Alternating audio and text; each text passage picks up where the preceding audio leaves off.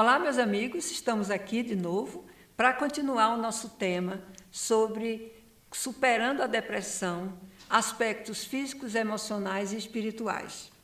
Como na aula anterior nós começamos a falar especificamente sobre a depressão, nós vamos continuar nessa aula entendendo melhor o quadro clínico, as causas, as situações relacionadas a esse sofrimento depressivo. Eu comecei a falar para vocês na aula anterior sobre as várias modalidades de depressão. Existem depressões que vêm em episódios. Por exemplo, a pessoa está bem, tendo a sua vida normal, e de repente ela começa a entrar num sintoma depressivo. E às vezes, num período até curto, de uma semana, em algumas semanas, ela cursa do zero, ou seja, não estava sentindo nenhum sintoma, e acaba desenvolvendo um episódio depressivo. Isso aí são chamadas de depressões episódicas. Essas depressões episódicas, elas podem se repetir ao longo da vida.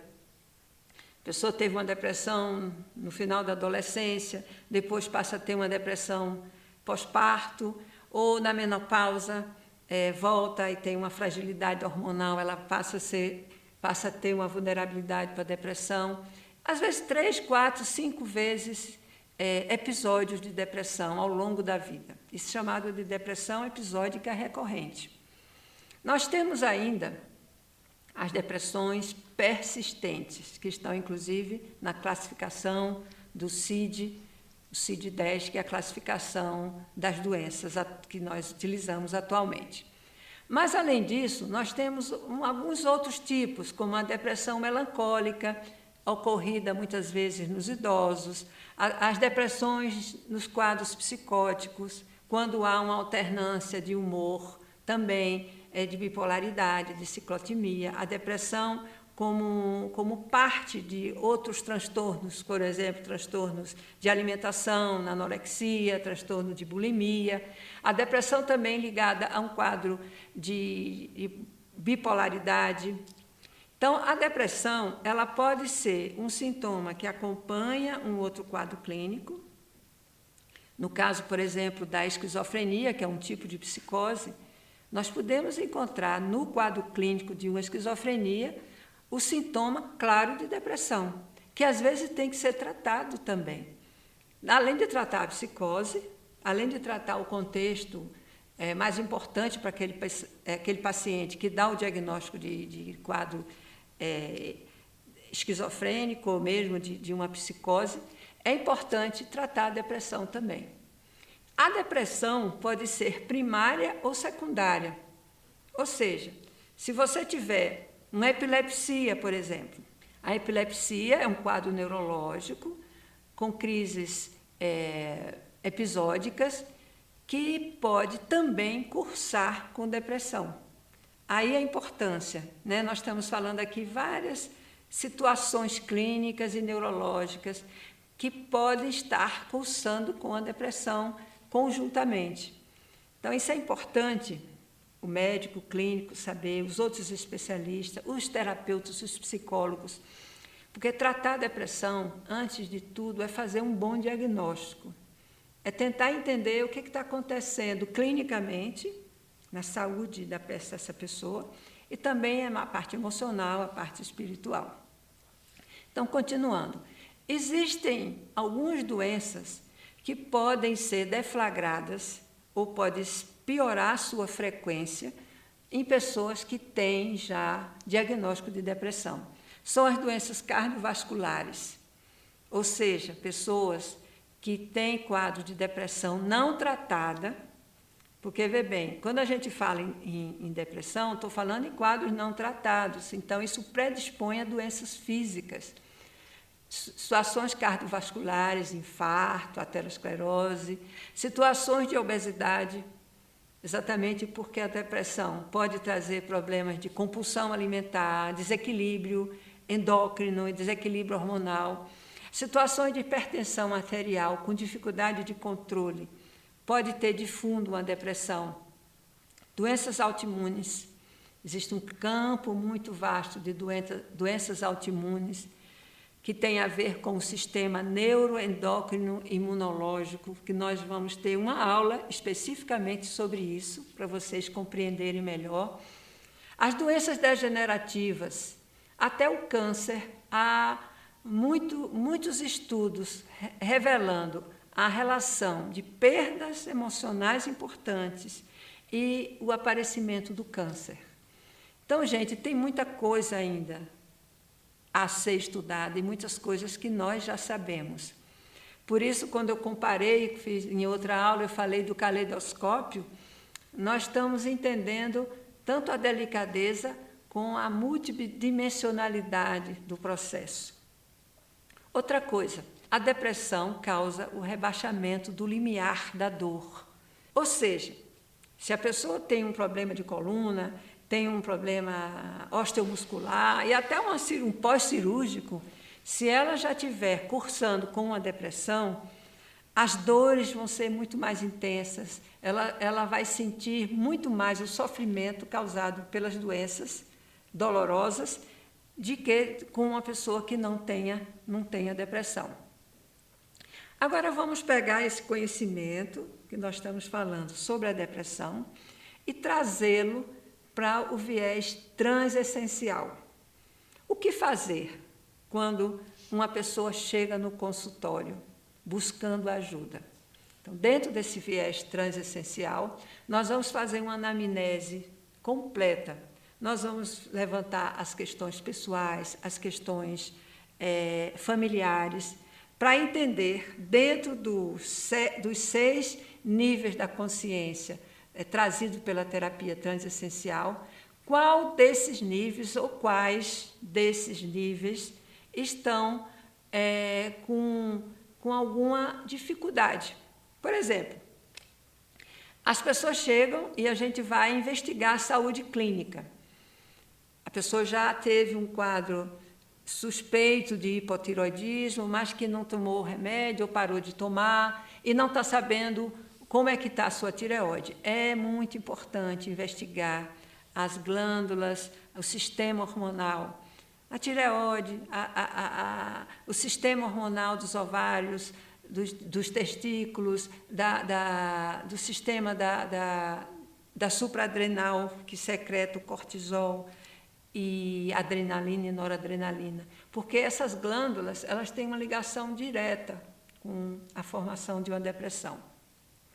Nós vamos investigar também, aí no caso, só para completar, nós vamos investigar a parte clínica, que tem a ver com os aspectos ou nível do aspecto físico-biológico, vamos investigar a parte vibracional, como é que está a relação dela com o tempo, com o movimento, com a vibração, com os seus sensores mais sutis de consciência, além do corpo, que é ligado ao conhecimento dos campos morfogenéticos, que nós vamos falar depois para vocês.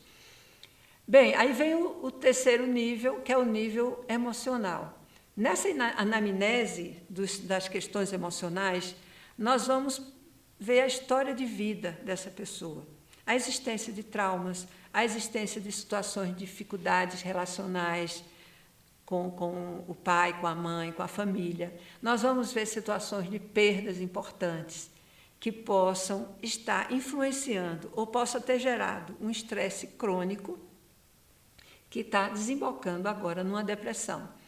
Aí nós temos uma verdadeira um verdadeiro leque de opções quando você vai trabalhar o emocional, ver as questões que estão pegando, que as pessoas não resolveram, que estão ali às vezes latentes, porque para ela aquilo já foi resolvido, mas quando a gente avalia, dá uma lupa um pouquinho mais próxima, a gente vai ver que tem algo que ainda está construindo ali um estresse contínuo que pode ter desenvolvido a depressão.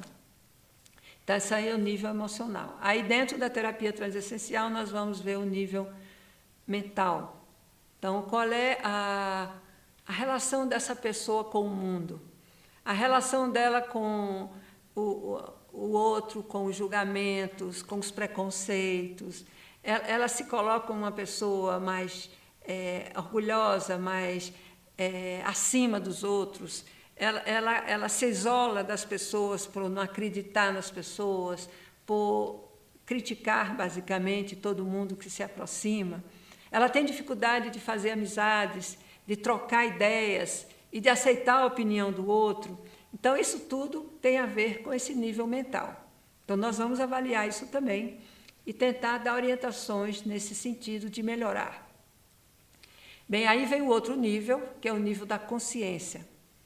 Aí nós vamos agregar os sentimentos mais profundos, os sentimentos de ligação da pessoa com o outro, com o mundo, da generosidade, o sentimento de compaixão, o sentimento de altruísmo para se dedicar ao outro, não só a si ou, no máximo, a sua família. Então, a consciência, ela envolve tudo isso. Ela envolve sentimentos, os sentimentos positivos, e envolve também a capacidade de tomar decisões em benefício do mundo. Aí vem o sentido da vida, o propósito de vida. Eu gosto de brincar dizendo o seguinte: nós não estamos no planeta só para gastar água, luz, equipamentos, alimentação. Nós estamos aqui como humanidade para sermos, contribuindo de alguma forma, para sermos pessoas que possamos fazer a diferença positiva, não só para pessoalmente ou para a família, mas para o mundo, trazer algum exemplo, trazer alguma ação que venha beneficiar o mundo e torná-lo melhor. Aí vem o próximo passo, o próximo nível dimensional, que é o nível espiritual ou o nível do self. É muito importante que cada pessoa encontre a sua conexão. Então, numa situação de depressão, de ansiedade, de qualquer dificuldade que ela possa estar enfrentando, esse cordão, essa ligação, é como se fosse uma sustentação. Aí vocês podem me perguntar, mas ligação a quê? O que é esse sagrado? Esse sagrado, gente, ele pode estar ligado, cada um dentro da sua visão de mundo, pode estar ligado a uma religião, pode estar ligado aos conceitos espirituais, independente da pessoa ter uma religião específica, pode estar ligado aos valores do bem, como dizia o Platão, que são 4 importantes valores na vida do ser humano: o bem, o bom, o belo e o justo. Então, dentro dessa relação com o sagrado, nós trazemos aqui para a nossa conversa a filosofia de Platão, quando ele desenvolvia uma série de propostas para as pessoas se tornarem seres humanos melhores e ajudar melhor a humanidade. Então, o valor do bem, que é considerado pelo Platão como o rei de todos os valores, vamos dizer assim, o valor do bem envolve todos os outros, porque se nós tivermos o bem, se nós tivermos uma postura do bem diante da nossa vida, do outro, do mundo, nós vamos estar envolvendo o bom, o justo e o belo. Então, a investigação do quadro depressivo diante de uma depressão, ela vai envolver todos esses segmentos. Eu vou, em outro momento, em outras aulas, eu vou trazer detalhes sobre esses vários níveis, mas agora nós vamos falar um pouquinho mais sobre a depressão chamada de distimia. A distimia é uma depressão crônica, arrastada, ela perpassa a vida da pessoa como se fosse uma pele. É muito interessante que uma das frases mais conhecidas ou mais frequentes numa pessoa que está descrevendo um quadro de distimia essa depressão me acompanha desde sempre, desde criança, já se perdeu nos tempos. Então, a distimia é um quadro persistente de depressão. Ela não é uma depressão forte, uma depressão aguda, ela muitas vezes não afasta a pessoa das suas obrigações, nem de situações obrigatórias que ela precisa participar, mas, por outro lado, o sentimento é de peso, a pessoa faz as suas obrigações, coisas até que poderiam ser até agradáveis, poderiam ser até prazerosas, a pessoa sente assim como um desânimo, uma falta de entusiasmo para desempenhar essas coisas. O acordar é difícil, o lidar com as perdas é muito mais complicado, a dificuldade de lidar com o sofrimento de si mesmo e do outro. Então, a distimia, para se ter um diagnóstico de distimia, a psiquiatria pede pelo menos 2 anos de história arrastada de depressão, e assim o desenvolver do tratamento tem que ser com medicação e psicoterapia no mínimo, além de todas as outras orientações que nós vamos fazer de acordo com aqueles níveis da terapia transessencial. Agora, antes de continuar essa questão do diagnóstico, eu gostaria de falar para vocês, porque quando a gente fala de depressão persistente, nós estamos, às vezes, até preocupando, né? Você que está ouvindo esse curso, não quer dizer que não tenha tratamento, não tenha superação e, às vezes, cura. Tem, sim.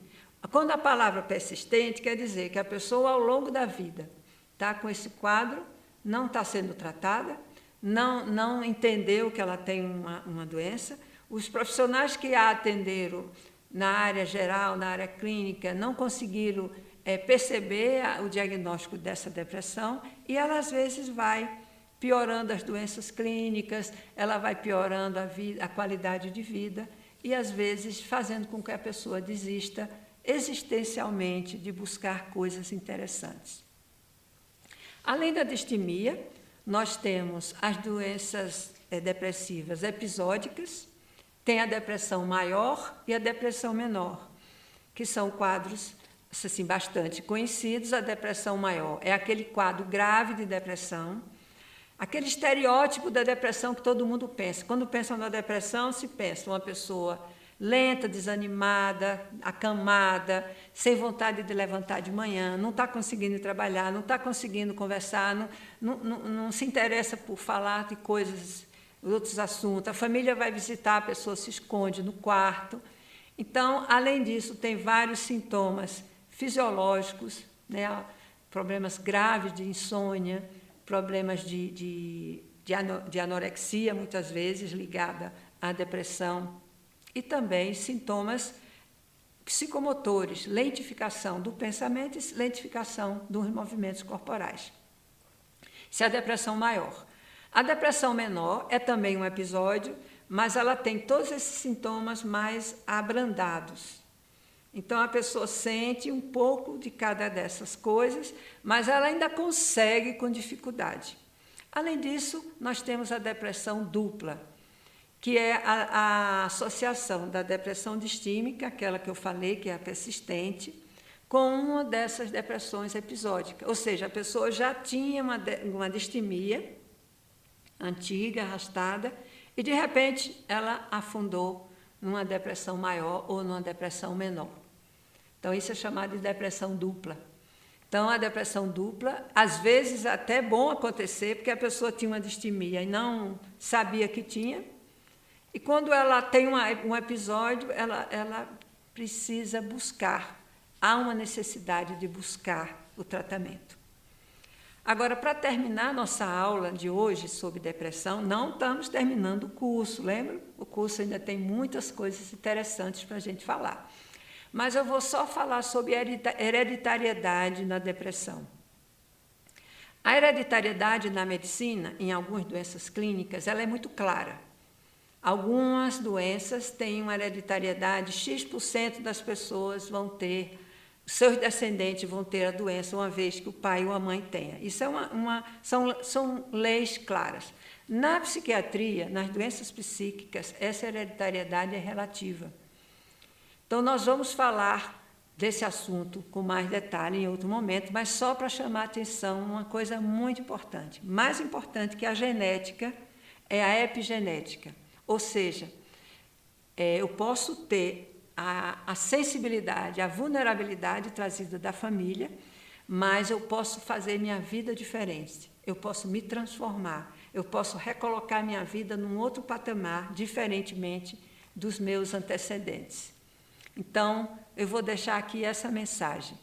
Eu desenvolvo a epigenética na medida em que eu me transformo, eu escolho ações e pensamentos e decisões de vida que vai me tornar uma pessoa mais positiva, mais generosa, mais compassiva. A compaixão, a generosidade e o altruísmo, para mim, eu considero ser um antídoto importantíssimo contra a depressão, ou seja, na superação de uma depressão. Eu deixo aqui essa mensagem para vocês. Muito obrigada.